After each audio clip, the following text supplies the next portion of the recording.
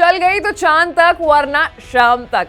हिंदी चीनी भाई भाई किसने ये बात चलाई, धोखा दगा चीन की फितरत, सीधे कभी करे ना लड़ाई। ऐसी कई सारी कहानियां और मुहावरे हैं जो कि चीन को लेकर बने हैं, जो कि यूं ही नहीं कही जाते। उसके पीछे भी कई सारी कहानियां हैं, कई सारे मिसालें हैं जो कि हमेशा चीन की नापाक हरकत को दर्शाते हैं।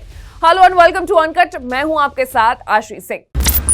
साल 2020 से ही चीन के साथ जो हमारा रिश्ता है वो थोड़ा सा ज्यादा खट्टा हो गया है। गलवान घाटी को लेकर जो जंग है वो बीच बीच में काफी ज्यादा तेज हो जाती है। वहीं अब भारत को उम्मीद थी कि साल 2022 में चीन की तरफ से सुख शांति अमन का संदेश आएगा, लेकिन आदत जो है ना वो छूटती नहीं है। सबसे पहले आप ये वीडियो देखिए।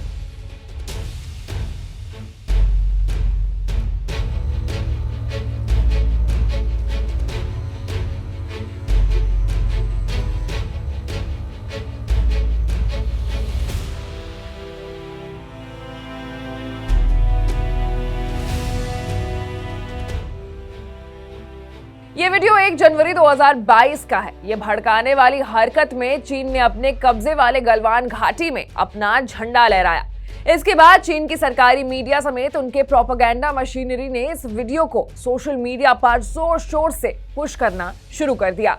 वहीं दूसरी ओर ग्लोबल टाइम्स ने अपने ट्वीट में भारत के मजे लेते हुए लिखा कि जिस भारत ने 1 इंच भी जमीन न देने का वादा किया था, वहां से चीनी सैनिकों ने 1 जनवरी को चीन की जनता को एक बहुत बड़ा संदेश दिया है। आपको बता दें कि ग्लोबल टाइम्स चाइना की स्टेट एफिलिएटेड मीडिया है। चीनियों के गलवान घाटी में लगाई चिंगारी ने तुरंत दिल्ली में आग की शक्ल ले ली। उसके बाद क्या था, हर तरफ सिर्फ ट्वीट्स बरसने लगे। लोगों के हजारों सवाल सामने आए। वहीं कांग्रेस नेता राहुल गांधी ने भी एक ट्वीट की जिसमें उन्होंने लिखा कि गलवान पर हमारा तिरंगा ही अच्छा लगता है, चीन को जवाब देना होगा, मोदी जी चुप्पी तोड़ो। वहीं ये घटिया खेल खेलने से पहले चीन ने नए साल के मौके पर पूर्व लद्दाख में डेमचोक और हॉट स्प्रिंग इलाके में भारतीय सैनिकों को उपहार दिया था। हमें लगा कि हो सकता है कि जो चीन और भारत के रिश्ते हैं अब कहीं जाकर के बदल आए, लेकिन इस उपहार देने के ठीक कुछ ही घंटों बाद चीन की जो असलियत है वो एक बार फिर से भारत के सामने आ गई। अब इस पूरे मामले को एक्सपर्ट से समझते हैं। ये जो हिंदुस्तान और चीन का कॉन्फ्लिक्ट है, इसको समझने के लिए मैं आपको हल्का सा इतिहास में लेके जाता हूँ। 1914 में शिमला में एक मीटिंग हुई, हाई प्रोफाइल मीटिंग हुई, जहाँ पे ब्रिटिश आर्मी के रिप्रेजेंटेटिव्स हिंदुस्तान के और चीन के वहाँ पे मिले और ये तय कर दिया गया कि हिंदुस्तान का इलाका कौन सा है और चीन का इलाका कौन सा है। On a small scale map, एक छोटे से मैप पे और एक थिक लीडेड पेंसिल से एक लाइन ड्रॉ कर दी गई। अब जाहिर सी बात है, वही लाइन अगर हम ग्राउंड पे जाएंगे तो 100 किलोमीटर से लंबी जाएगी और उसमें यह तय कर दिया गया कि हिंदुस्तान का इलाका और चीन का इलाका, मैकमोहन लाइन जिसको हम कहते हैं।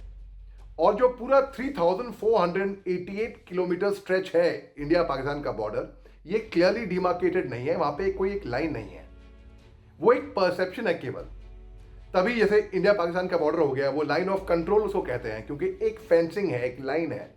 अब यहां पे तो कोई फेंसिंग नहीं है, कोई लाइन नहीं है, इसलिए line of actual control LOC और LAC, ये फर्क है। अब चाइना ने कभी भी हमारे किसी भी पैक्ट का आदर नहीं करा है, चाहे शिमला पैक्ट हो, चाहे पंचशील पैक्ट हो, चाहे कोई भी पैक्ट हो। अब इसीलिए अक्सर क्या होता है, बॉर्डर पे, सरहद पे इंडियन आर्मी का पेट्रोल और चाइनीज आर्मी का पेट्रोल आपस में मिल जाता है और आपस में भिड़ भी जाता है। अक्सर ऐसा भी हुआ है। आप देखिए 2020 में 15 जून की रात को गलवान घाटी में हमारे कर्नल बाबू साहब, जो कि बिहार रेजिमेंट के थे, जो बाद में मरणोपरांत महावीर चक्र से नवाजे गए, उनके साथ 20 जांबाज फौजी जब चीन की सेना से भिड़ गए थे, तब क्या हुआ था, तब चीन को भी बहुत कैजुअलिटी हुई थी। लेकिन ऐसा अक्सर होता है और इसका हल क्या है?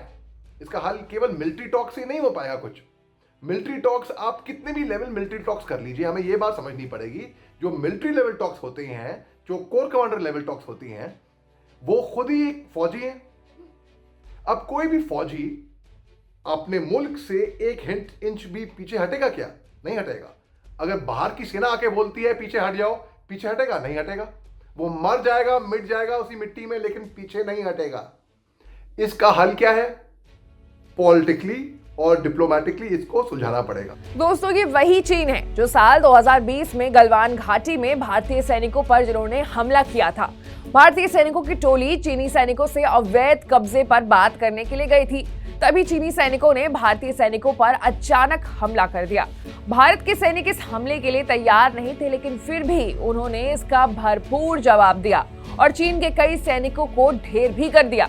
इस हमले में भारत के कई सैनिक जो हैं वो शहीद हुए थे और चीन अपने जवानों की मौत को महीनों तक नकारता रहा। ऐसे इन डेप्थ खबरों के लिए, डिटेल एनालिसिस के लिए और न्यूज अपडेट्स के लिए आप अनकट को लाइक, सब्सक्राइब और शेयर करना न भूलें। साथ ही साथ आप कमेंट करके हमें यह भी बताएं कि आपको हमारा ये वीडियो कैसा लगा। मैं थी आपके साथ आशीष सिंह और आप देख रहे थे अनकट। नमस्कार।